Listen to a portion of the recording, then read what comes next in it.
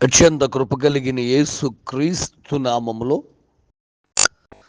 వాక్యాన్ని వింటున్న బిడ్డలందరినీ కూడా దేవుడు సమృద్ధిగా దీవించి ఆశీర్వదించును గాక. ఆమేన్. ప్రియ దేవుని బిడ్డలారా, 32వ కీర్తన 7వ చరణం. మరి దావీదు భక్తుడు మాట్లాడుతున్న మాట, నా దాగుచోటు నీవే, శ్రమలో నుండి నీవు నన్ను రక్షించెదవు అనే మాట. నిజమే, మన దాగుచోటు ఏది అంటే దేవుడే. మనకున్న ప్రతి సమస్యల్లోనూ మనము దాక్కోవలసిన, మనకి నెమ్మదిచ్చే స్థలము దేవుని సన్నిధే. ఒక ఉదాహరణ దయచేసి గమనించినట్లయితే, ఒకసారి ఆహారముతో అలమటిస్తున్నటువంటి ఒక సింహం ఒక కుందేలు పిల్లను చూసి దాన్ని పరిగెత్తిస్తూ ఉన్నప్పుడు, మరి ఒక్క ఉదుటుని దాన్ని పట్టుకుందామన్నప్పటికీ అది అక్కడున్నటువంటి బండ సందుల్లోకి వెళ్ళి దాక్కుంది.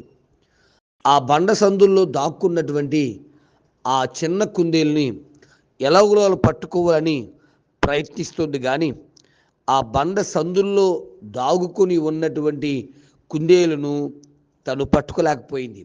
అంటాను కదా, సామెతల గ్రంథం 30:26 చిన్న కుందేళ్ళు బలము లేని జీవులు అయినను అవి పేటు సందులలో నివాసములు కల్పించుకుంటాయి. నిజం చెప్పాలంటే సింహం నోటికి కుందేలు జీవితానికి బెత్తడే దూరం. అయినా సింహం ఎంత ప్రయత్నిస్తున్నా దాని క్రూర చూపులకు కుందేలును ఏమీ చేయలేకపోయాయి. బాగా గమనిద్దాం. ఒకవేళ ఆ సింహం కేకలు వేసే లేకపోతే అరుపులకి ఆ మిగిలినటువంటి అరణ్యములో ఉన్నటువంటి సింహాలు వచ్చి ఉండొచ్చు. అన్ని సింహాలు ఏకమైనా కానీ, అక్కడున్నా కానీ బండ సందుల్లో దాగుకొని ఉన్నటువంటి ఆ చిన్న కుందేలుని ఏమీ చేయలేకపోయాయి. చిన్న కుందేలు చిన్న జంతువు అయినప్పటికీ బండ సందుల్లో దాక్కున్నందువల్ల దయచేసి ఇన్ని సింహాలు ఒక కుందేలుని ఏమీ చేయలేకపోయాయి. దైవ జనాంగమా, ఎందుకు అంటే ఆ కుందేలు బండ సందుల్లో దాగుకొని ఉన్నది.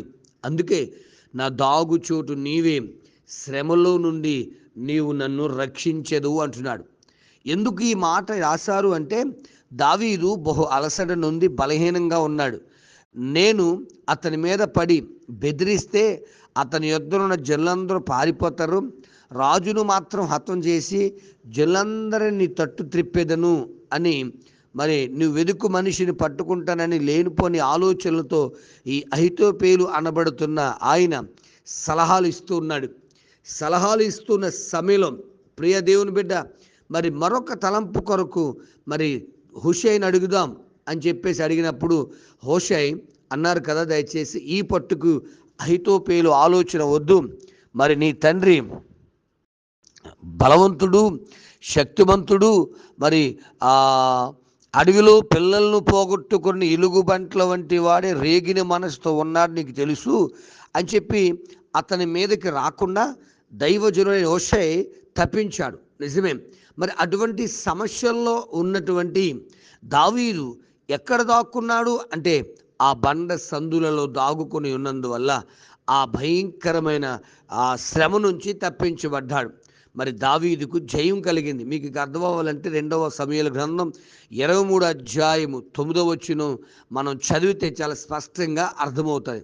ఆ టైంలో ఆ తప్పుడు సలహాలు ఇచ్చి మరి దావీదును చంపుదామని ప్లాన్ చేసినటువంటి అహితోపేలు పోయాడు, కానీ దావీదుకు మాత్రం జయము కలిగింది. ఎందుకు అంటే దావీదు దాగుచోటు నీవే, నా దాగుచోటు నీవే, నా దాగు బండ నీవే అని చెప్తున్నాడు. నిజమే కదా, ఆ బండ యేసుక్రీస్తు ప్రభుల వారే.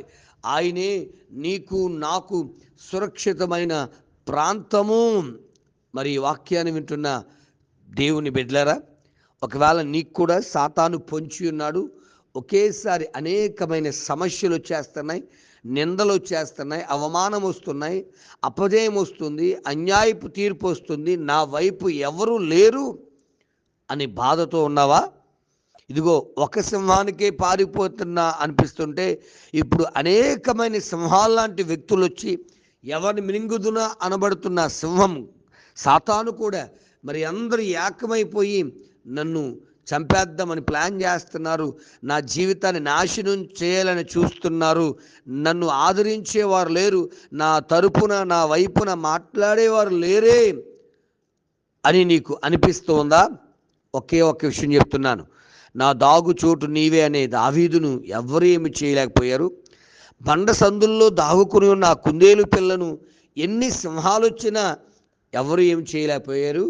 ఈ రోజున ఆ బండ అనబడుతున్న క్రీస్తులో నీవు ఉంటే, ఆ బండే క్రీస్తు అనబడుతున్న దేవుని సన్నిధిలో నీవుంటే, ఎన్ని సింహాలు రాని, ఎంతమంది నీకు అపకారం చేసేవారు రాని, బండైన యేసు క్రీస్తు ప్రభుని దాటి నీ దగ్గరకు రాలేరు నాన్న.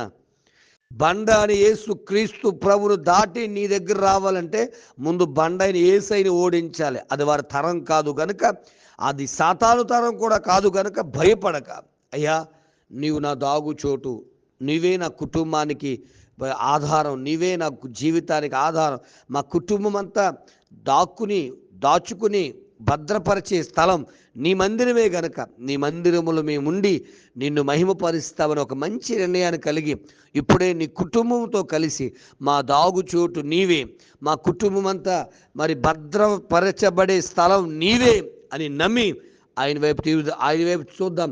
దేవుడు మనందరినీ, మన కుటుంబాలను తన ఆరోగ్యముతో, తన ఆశీర్వాదంతో భద్రపరిచి దీవించును గాక. ఆమేన్. పరమ తండ్రి నీకు స్తోత్రాలయ్యా. మా దాగుచోటు నీవే, నిన్నే మేము ఆశ్రయిస్తున్నాం. ఎందుకంటే నిన్ను ఆశ్రయించిన ఏ మానవుడు పాడవలేదు నైనా, నిన్ను ఆశ్రయించిన ఏ మానవుడు చెడిపోలేదు నైనా. నిన్ను ఆశ్రయించిన ప్రతి మానవుణ్ణి ప్రభా, సాతాను లాంటి ఎన్ని సింహాలు వచ్చినా, సింహాలు లాంటి ఎంతమంది మనుషులు వచ్చినా ఏమీ చేయలేకపోయారు నైనా. మరి అందుకే దావీదు కూడా అనుభవంగా ఎంతమంది శత్రువులు వచ్చినా నా దాగుచోటు నాయనే అని నమ్మినట్టుగా మేమును ఈ వాక్యాన్ని వింటున్న బిడ్డలు కూడా నమ్ముతుండగా నీ బిడ్డలు మీరు ఆశీర్వదించి దీవించి దీవెనకరంగా మార్చి వర్ధలింపచేసి భద్రపరచు, మహిమ పొందమని నీ సన్నిధిలో, నీ సేవలో నన్ను మమ్మల్ని అందరినీ వాడుకోమని మహిమ ఘనత ప్రభావాలు నీకే ఆరోపించుకుంటూ యేసు నామమున అడుగుచున్నాను తండ్రి, ఆమేన్. ప్రార్థనా వసతి కొరకు నా సెల్ నంబర్ 9866958571. ప్రభు కృప మీకు తోడుగా ఉండును గాక. ఆమేన్.